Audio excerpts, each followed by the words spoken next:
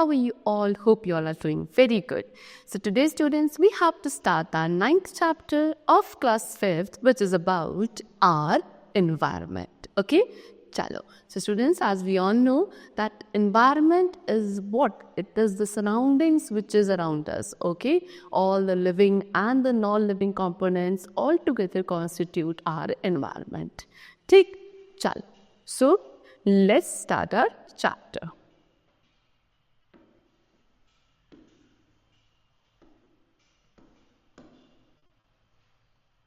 The surroundings in which we live is called our environment. It consists of both living and non-living things. We know that all living things, both plants and animals, are dependent on each other through the food chain. Okay, living things also depend on non-living things. Plants use energy from the sun to grow. Plants provide food for the animals. Animals and plants obtain the things they need from their surroundings. So students, that only I told you in the starting only कि हमारे surrounding में जितनी भी चीज़ें present हैं, living, non-living, ये सारी चीज़ें आपस में मिलकर क्या बनाती है, हमारा environment build up करती हैं. Actually में ये सभी components living and non-living एक दूसरे के ऊपर dependent होते हैं हमारे environment के अंदर. ठीक है? See, जैसे कि जितने भी living things हैं, both plants and animals and plants, both are living things, they are dependent on each other. एक दूसरे के ऊपर dependent है. कैसे? If we say an example for कि जो plants होते हैं, what they provide food, they provide oxygen and many more useful things for the animals and human beings to survive in the environment. Or on the other hand, what the animals provide to the plants, they provide carbon dioxide gas, which is very essential for the process of photosynthesis, okay, which is carried out by the plants for preparing their own food. So this is how all the living organisms, plants and animals, are interdependent on each other. Tick, cha. See, they have shown in the example, this is what? This is our environment.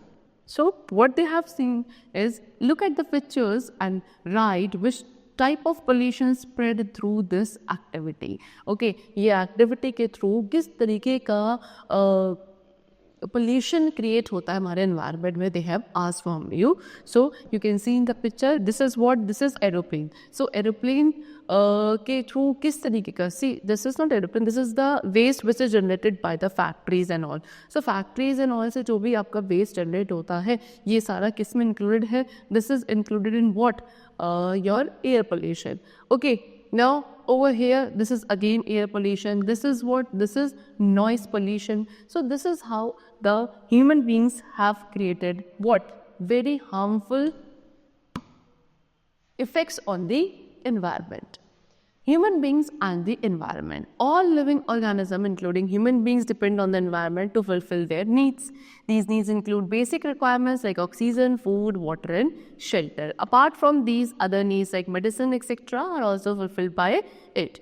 Thus, we can say that all our needs, big or small, are met by the environment. So, a healthy environment is an absolute necessity for our well-being. However, man has always tried to misuse of environment, for example, due to excessive deforestation for various purposes like building houses, industries, making roads, etc.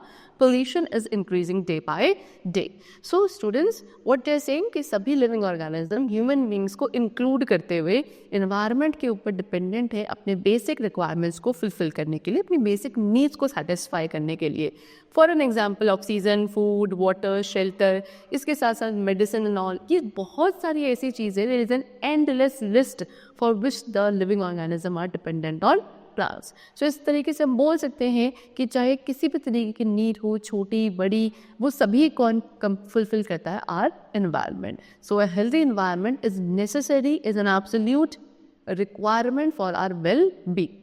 लेकिन what the man has done, it has always try to misuse of environment का हमेशा misuse करने की कोशिश करी है. जैसे कि example given है excessive deforestation. What is deforestation? Cutting down of trees and forests on a very large scale. बड़े scale पर जब हम trees, forest को cut करते हैं उसको deforestation कहा जाता है. So deforestation कौन कर रहा है? Human beings कर रहे हैं, man कर रहा है. किसके लिए? For the various purposes like building house, industries, making roads. इसके लिए हम लोग क्या कर रहे हैं? Deforestation कर रहे हैं.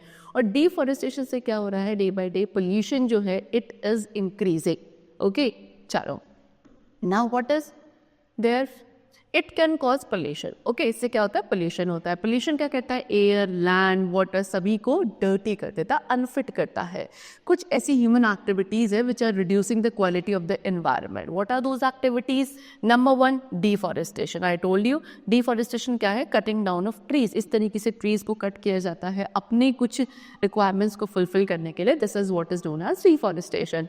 सो it is done by man to clear land for building. Land को क्लियर करना, ठीक है। मैन जो हम लोग क्या करते हैं, लैंड क्लियर कर देता है, फॉरेस्ट लैंड को बेसिकली क्या करने के लिए? For building houses, factories, agriculture purpose के लिए।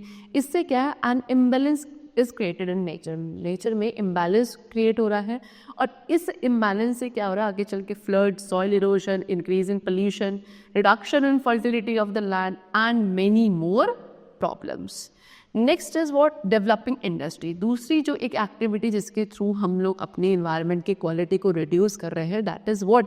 Developing industry. जो इंडस्ट्रियलाइजेशन हो रहा है, इंडस्ट्रीज डे बाई डे हम लोग डेवलप कर रहे हैं, वो भी कहीं ना कहीं एक रीज़न है for the very harmful effect on the environment. See, developing a large number of industries to make life more comfortable. Life को और comfortable बनाने के लिए हमने various and several number of industries को develop कर लिया है, okay? और उनसे क्या होता है? Various harmful gases are being released into the atmosphere by these industries which pollute the air. और ये इतनी सारी इंडस्ट्रीज़ क्या करती हैं? बहुत सारी हार्मफुल गैसेस प्रोड्यूस करती हैं अपने मैन्युफैक्चरिंग प्रोसेस के थ्रू, जिसकी वजह से हमारा जो एनवायरनमेंट है वो पोल्यूट हो रहा है, ठीक है। चलो, similarly, harmful chemicals and huge amount of waste from industries is disposed into the water bodies which pollute the water. Okay, और फिर बहुत सारा ऐसा लिक्विड या हार्मफुल केमिकल वेस्ट भी है जो क्या कर दिया जाता है? इंडस्ट्रीज के थ्रू जनरेट होता है और उनको वाटर बॉडीज में इसी तरीके से डिस्चार्ज कर दिया जाता है विदाउट बीइंग ट्रीटेड। ओके, और उसकी वजह से क्या होता है? These are not only killing aquatic organism but are also injurious to human health. इससे क्या होता है? वो सारा पानी, सारा गंदा जो केमिकल वेस्ट है वो एक्वेटिक बॉडीज में जाता है और वहाँ की जो एक्वेटिक लाइफ है, प्लांट्स एंड एनिमल्स, उनको किल करता है, साथ ही साथ हमारे ह्यूमन एनवायरनमेंट को भी क्या है? हार्मफुल है। Next is increase in vehicles. Okay, increase in vehicles. Vehicles हमारे क्या है? दिन पर दिन बढ़ते जा रहे हैं। Okay, increase in pollution, number of vehicles are also increasing. Vehicles are release harmful gases, बहुत सारी हार्मफुल गैसेस, स्मोक एक्सेट्रा, ये सब हमारे एटमॉस्फेयर में रिलीज करते हैं, जिससे हमारा जो एयर है वो पोल्यूट हो जाती है। Besides air pollution, vehicles also create noise pollution through various sounds like blowing of horns. Air pollution के साथ साथ क्या करते हैं हमारे जो ये व्हीकल्स है, ये नॉइज पोल्यूशन भी बहुत ज़्यादा क्रिएट करते हैं through various sounds like blowing of horns and all, ठीक है। चलो, तो ये कुछ एक्टिविटीज़ हैं जो हमारे एनवायरनमेंट पे हार्मफुल इफेक्ट डालती है। Now what is the impact of pollution on human health? अब ये जो पोल्यूशन क्रिएट हो रहा है इन एक्टिविटीज़ के थ्रू, इसका ह्यूमन हेल्थ पे क्या इम्पैक्ट है? So various kinds of pollution we have discuss, like air, water, noise, soil pollution. ये क्या है? डिफरेंट टाइप्स के पोल्यूशन हैं जो इफेक्ट करते हैं ह्यूमन बींग्स को in different ways, such as breathing in polluted air. Okay, some of the common health problems like asthma, bronchitis, pneumonia, lung cancer, ये सारी जो diseases है ये किसकी वजह से होती हैं? जब हम एक polluted air में या फिर ऐसी air जहाँ जो आपकी कंटेमिनेट हो चुकी है उसमें ब्रीदिंग करने से ये सारी प्रॉब्लम्स हो सकती हैं। This is because of air pollution. Okay, चलो, if we drink dirty water, हम गंदा पानी पीते हैं तो we get sick, right? Polluted water is a cause of diseases like typhoid, jaundice, gastroenteritis. तो ये सारी क्या है? ये आपके डिजीजेज है जो कंटेमिनेटेड वाटर या फिर बोल सकते हो वाटर बॉर्न डिजीजेज है, ऐसे पोल्यूटेड वाटर को पीने से हो सकती है। पोल्यूटेड वाटर क्या करता है? एक्वेटिक प्लांट्स और एनिमल्स के ग्रोथ को भी इफेक्ट करता है, जिसकी वजह से वहाँ जो एक्वेटिक प्लांट्स एनिमल्स है वो मर जाते हैं। नॉइज़ प्रॉब्लम जो है ये रिस्पॉन्सिबल है किसके लिए? For loss of hearing, stress, irritation, digestive problems etcetera. Okay, now conservation of the environment. हम अपने एनवायरनमेंट को कंजर्व कैसे कर सकते हैं? सो प्रोटेक्शन ऑन रिस्टोरेशन। ओके, किसका, नेचुरल एनवायरनमेंट का, उसी को क्या बोला जाता है, कंजर्वेशन ऑफ एनवायरनमेंट बोला जाता है। We need to conserve it for the survival of human race in future. अगर हम चाहते हैं कि ह्यूमन रेस फ्यूचर में भी बनी रहे, उसके लिए हमें अपने एनवायरनमेंट को कंजर्व करना बहुत ज़रूरी है। तो कुछ methods they have given to us to protect the environment. Okay, what are those methods? Number 1, first of all plant more and more trees. ज़्यादा से ज़्यादा प्लांट हमें क्या करने चाहिए, trees. Factories are located in areas away from places where people live. Factories को कहाँ establish करना चाहिए, ऐसे एरियाज में जो कहाँ है, रेजिडेंशियल एरिया से कहीं बहुत दूर हो, ठीक है। Tall chimneys fitted with filters are used in factories to let out smoke and gases. बड़ी बड़ी चिमनीज जिसमें फिल्टर लगा हो, ऐसो इनको क्या फैक्ट्रीज में यूज़ किया जाना चाहिए, सो दैट उसी के थ्रू स्मोक और गैसेस सारा पास आउट हो। जो घर से गार्बेज निकलता है is thrown at proper dumping place, उसको प्रॉपर डंपिंग प्लेस में हमें थ्रो करना चाहिए। प्लास्टिक बैग का यूज़ जो है कम करा जाना चाहिए। केमिकल फर्टिलाइजर्स का यूज़ कम करा जाना चाहिए। ओके, जो इंडस्ट्रियल वेस्ट है उसको सेंसिबली क्या मैनेज करना आना चाहिए। Save water and electricity, reuse and recycle the materials. जो मटीरियल्स लाइक न्यूज़पेपर है, प्लास्टिक बॉटल, एल्यूमिनियम कैन और इनको हमें क्या रीयूज करना या रिसाइकल करना भी आना चाहिए, इन्हें हमें करना चाहिए सो दैट कम से कम गार्बेज क्या हो, जनरेट हो। Managing waste by reuse, reduce and recycle which is known as RRR, or we can say 3 Rs। ठीक है, क्या कि वेस्ट को कैसे मैनेज किया है, by reducing, reusing and recycle. Okay, देखो managing waste is necessary to prevent pollution of the environment. Waste को मैनेज करना बहुत ज़रूरी है, तब जाके एनवायरनमेंट में से कुछ पोल्यूशन हम रिड्यूस कर सकते हैं। सो वेस्ट को कैसे मैनेज किया जा सकता है, by reusing it. That means this means to use the things which we would normally throw away like soft drinks can be covered with decorative paper and use as pencil stand। यानी कि इसमें क्या करना है, हमें चीज़ों को दोबारा से क्या यूज़ करने की कोशिश करनी चाहिए। यानी कि नॉर्मली जब हम एक बार यूज़ कर देते हैं हम उन्हें थ्रो कर देते हैं। So we should not throw them, we should try to reuse them. For an example, जो सॉफ्ट ड्रिंक के कैंस होते हैं उनको हम किसी डेकोरेटिव पेपर से कवर करके एज अ पेंसिल स्टैंड हम उसे यूज़ कर सकते हैं। Second is reduce. Reduce means for generation of unnecessary waste. जो अननेसेसरी वेस्ट है वो कम से कम जनरेट हो, this is what is known as reduce. ठीक है, जैसे कि you can carry a cloth bag to the market and put your purchases into it instead of using plastic bags provided by the shop. हम जब भी market जाते हैं, जो हम खरीद के लाते हैं सामान, उसके लिए हम क्या कर सकते हैं, जब भी मार्केट जाएं एक अपना क्लॉथ बैग लेके जाएं, कैरी करें और उसमें अपना सारा परचेजेस को लेकर आए instead of what, plastic bags जो हमें शॉपकीपर्स प्रोवाइड करते हैं। सो जितनी बार हम जाएंगे उतनी बार वो शॉपकीपर्स हमको प्लास्टिक बैग्स देंगे, उतना प्लास्टिक बैग प्रोडक्शन होगा। सो क्यों अननेसेसरी हमें वेस्ट क्या करना है, जनरेट करना है। Third is recycle. Recycle means want to use waste items to make new things. Waste items को क्या करना, दोबारा से यूज़ करना या उनको न्यू थिंग्स में पहले डेवलप करना, then after it using it. जैसे कि old books, magazines, newspapers etcetera, they can be given for recycling. इनको रिसाइकलिंग के लिए दिया जा सकता है। जो बैग्स आपके जूट या कॉटन के बने होते हैं उनको आप बार बार यूज़ कर सकते हो। This is what is known as recycle. Now what are the advantages of recycling? Recycling के क्या क्या advantages हैं? सबसे पहले it makes the surroundings clean and healthy। ये हमारे surroundings को clean और healthy बनाता है। ये सेव करता है landfill space utilized for garbage disposal। ठीक है, वो लैंड स्पेस जो गार्बेज डिस्पोजल के लिए यूटिलाइज होती थी उसको सेव करता है। ठीक है, it leads to reduce consumption of raw material. Raw material का कंजम्पशन कम होता है। ठीक, reduces the amount of energy required to manufacture new products. जो एनर्जी की रिक्वायरमेंट है न्यू प्रोडक्ट्स को बनाने के लिए, मैन्युफैक्चरिंग के लिए, वो कम यूज़ होती है, सेव हो जाती है for the future purpose. Okay, next is what, green house effect. What is it? The Earth's atmosphere is a blanket of gases, carbon dioxide, nitrous oxide, methane, and water vapor. They have the property of trapping energy from the sun. These gases do not allow the heat to escape back into space, so they warm up the earth. These gases are called greenhouse gases, and this effect is known as a greenhouse effect. Actual में जो हमारे अर्थ के atmosphere है वो क्या है, कुछ gases के ब्लैंकेट से सराउंडेड है। ठीक है, और वो गैसेस हम लोग ही कहीं ना कहीं किसी भी पर्पज से क्या करते हैं, जनरेट करते हैं। वो गैसेस कौन कौन सी है? See, carbon dioxide, nitrous oxide, methane, water vapour. तो ये कुछ गैसेस है जिनका एक ब्लैंकेट है which is surrounded by our earth atmosphere. अब ये गैसेस क्या करती हैं? गैसेस के पास ये प्रॉपर्टी है कि जो सन की हीट हमारे एटमॉस्फेयर में एंटर कर जाती हैं उनको बाहर वापस स्पेस में नहीं जाने देती है, हमारे एटमॉस्फेयर के अंदर ही ट्रैप करके रहती हैं। और इससे हमारे अर्थ का जो टेम्परेचर है वो डे पर डे क्या होता जा रहा है, इंक्रीज होता जा रहा है। सो ये सारी गैसेस को हम लोग ग्रीन हाउस गैसेस कहते हैं। और जो ये इफेक्ट क्रिएट करती हैं by trapping the sun heat into our atmosphere only, this is what is known as greenhouse effect. Okay, चलो कार्बन डाइऑक्साइड सबसे पहली गैस, ठीक है। ये क्या है, ये इंक्रीज हो रही है हमारे एटमॉस्फेयर में gradually over the last 100 years. Slowly ये क्या होती जा रही है, कुछ करीबन कुछ सालों से हमारे एटमॉस्फेयर में इंक्रीज होती जा रही है, ठीक है। चलो, सो what is the main reason behind it increasing this gas in the atmosphere are the burning of fossil fuel। fossil fuels को burn करना है ना, destruction of rain forest हमारे destruct होते जा रहे हैं। ये कुछ main reasons है जिसकी वजह से कार्बन डाइऑक्साइड गैस का जो लेवल है हमारे एटमॉस्फेयर में, which is a greenhouse gas, it is increasing day by day। Okay, if this gas keep on increasing at the present rate, more heat will be trapped in the atmosphere and the temperature of the earth could increase। अगर ये gas इसी rate से increase होती गई तो जो हमारा अर्थ का टेम्परेचर है वो ऐसे ही इंक्रीज होता रहेगा, ज़्यादा से ज़्यादा जो हीट है वो हमारे एटमॉस्फेयर में ट्रैप हो जाएगी। Next is methane. मीथेन क्या है, एक नेचुरल गैस है।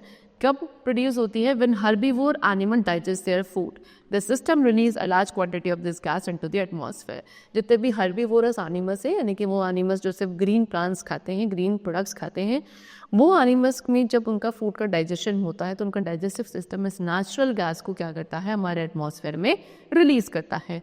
ओके, और जो वेस्ट प्रोड्यूस होता है फ्रॉम द एनिमल्स, जिसको हम मिन्योर कहते हो, उसको हम यूज़ करते हैं एज अ फर्टिलाइजर, ठीक है। इससे भी क्या होता है, ज़्यादा मीथेन गैस हमारे एटमॉस्फेयर में प्रोड्यूस होती हैं और ये गैस में हमारे अर्थ के टेम्परेचर को वार्म अप करती है, ठीक है। चलो, now next is what, water vapour. Water vapour क्या है, वाटर वेपर भी कहीं ना कहीं हमारे ग्रीन हाउस गैस में इंक्लूडेड है, because it accounts for 35 to 75% of the greenhouse effect. Ozone, ये हमारे स्ट्रेटोस्फेयर में मिलती है। क्लोरोफ्लोरोकार्बन, जिसको CFC कहा जाता है, ये भी क्या है, केमिकल है जो काफ़ी यूज़ होता है एयर कंडीशनर्स में, रेफ्रिजरेटर्स में और बहुत सारे इंडस्ट्रियल प्रोसेसेस में। और ये भी क्या करता है, it also warms up our atmosphere, ठीक है। चलो, next is global warming. So ये जो ग्रीन हाउस इफेक्ट है इसी को हम क्या बोलते हैं, ग्लोबल वार्मिंग भी बोलते हैं, बिकॉज जितने भी ग्रीन हाउस गैसेज हैं हमारे एटमॉस्फेयर में वो क्या करती हैं, they trap the heat of the sun and there is a rise in temperature on the earth. This is called global warming. In the last 100 years, the average temperature of the earth has risen by 1 degree Fahrenheit, and in the next century it may rise about 2 to 6 degree Fahrenheit. This will change the climate of the world। So what they are saying कि इस greenhouse effect को global warming भी कहते हैं। ये जो green house gases सन की heat को हमारे एटमॉस्फेयर के अंदर ट्रैप कर देती है, बाहर स्पेस में वापस नहीं जाने देती है। इससे क्या है, हमारे अर्थ का जो टेम्परेचर है वो राइज अप हो रहा है, जिसको हम ग्लोबल वार्मिंग कहते हैं। कुछ लास्ट 100 ईयर्स में जो एवरेज टेम्परेचर है हमारे अर्थ का वो 1 डिग्री फ़ारेनहाइट तक बढ़ चुका है और आगे आने वाली सेंचुरी में इट में rise about 2 to 6 degree Fahrenheit, ठीक है। इससे जो हमारा क्लाइमेट है वो बहुत बुरी तरीके से चेंज हो जाएगा। Next is climate changes. तो ये पोल्यूशन की वजह से, due to pollution there have been unexpected changes in weather all over the world. Unexpected changes जो हैं पूरे वर्ल्ड में आ रहे हैं because of what, due to pollution. जो इफेक्ट्स हैं क्लाइमेट चेंज के, one visible melting polar ice cap, क्या क्या है, एक तो जो हमारे पोलर आइस कैप्स हैं वो मेल्ट हो रही हैं, rise in water level of ocean, ocean level का वाटर लेवल जो है वो बढ़ रहा है, फ्लडिंग हो रही है, ओके, फ्लड्स आ रहे हैं उन एरियाज में, उन प्लेसेस पे which are near the sea. So there have been wide spread floods in Europe, ठीक है। उसके साथ very heavy snowfall in Kashmir, cold Siberia में summers have come 3 months before. So ये सारे क्या हैं, आपके इफेक्ट्स हैं, ये क्लाइमेटिक चेंजेस हैं जो कहीं ना कहीं ग्लोबल वार्मिंग और ग्रीन हाउस इफेक्ट की वजह से हो रहे हैं। बहुत सारी ऐसी कंट्रीज हैं which have sign agreements aimed at reducing greenhouse gases, जिन्होंने क्या करा है कि एग्रीमेंट पे साइन किया है जिसका क्या एम है, reducing greenhouse gases. So इसी में से एक एग्रीमेंट है which is known as Kyoto protocol. Kyoto protocol का एग्रीमेंट है जहाँ पे बहुत सारी कंट्रीज ने साइन किया है and the main aim of that agreement is to reduce the greenhouse gases. Next is the ozone hole. Ozone क्या है, it is a thin layer of invisible gas in the atmosphere. एक thin सी layer है जो हमारे atmosphere के surrounded में है, और एक इनविजिबल गैस है। ये लेयर क्या करती है, it protects due to us from the harmful rays of the sun, but due to some human activity there is a hole in the ozone. ये जो ओजोन है ये क्या करता है, सन के थ्रू कुछ हार्मफुल रेडिएशंस निकलते हैं which are known as ultra violet radiations. वो हमारे एटमॉस्फेयर को अंदर वो जो रेडिएशंस हैं हमारे एटमॉस्फेयर में एंटर ना करें, उससे प्रोटेक्ट करने का काम होता है ओजोन का। लेकिन कुछ ह्यूमन एक्टिविटीज़ की वजह से इस ओजोन लेयर में भी एक होल हो चुका है। So harmful rays are now entering the atmosphere and affecting plants and animals on the earth. So जिसकी वजह से जो हार्मफुल रेज हैं वो हमारे एटमॉस्फेयर के अंदर एंटर कर रही हैं और कहीं ना कहीं प्लांट्स और एनिमल को उसके हार्मफुल इफेक्ट्स को बियर अप करना पड़ रहा है। And this is the main cause for increasing in diseases like various cancers and also damage to eyes. और यही मेन कारण है जो आज के टाइप में डिफरेंट टाइप्स की डिजीजेस हमारे अर्थ पे हमें देखने को मिल रही हैं, जिसमें वेरियस कैंसर्स हैं, ओके, और प्लस आपकी जो आइज़ हैं उनको डैमेज होता है। तो इसका रीज़न क्या है, कहीं ना कहीं ये ओजोन होल ही है जिसके थ्रू सन की यूवी रेडिएशन हमारे एटमॉस्फेयर में एंटर कर रही है। Okay, so what is the preventive measure which we could take is that we should plant more and more trees, है ना। हमको रिड्यूस जो है वेस्ट है उसको कम से कम जनरेट करना है, ठीक है। ज़्यादा से ज़्यादा ऐसी कोशिश करनी है कि ये जो ग्रीन हाउस गैसेज हैं ये हमारे एटमॉस्फेयर में जनरेट ना हो। And this is how we have completed our chapter. I hope it was very clear and understood to you. Will meet you very soon in the next class with a new chapter. Till then take care and thank you everyone.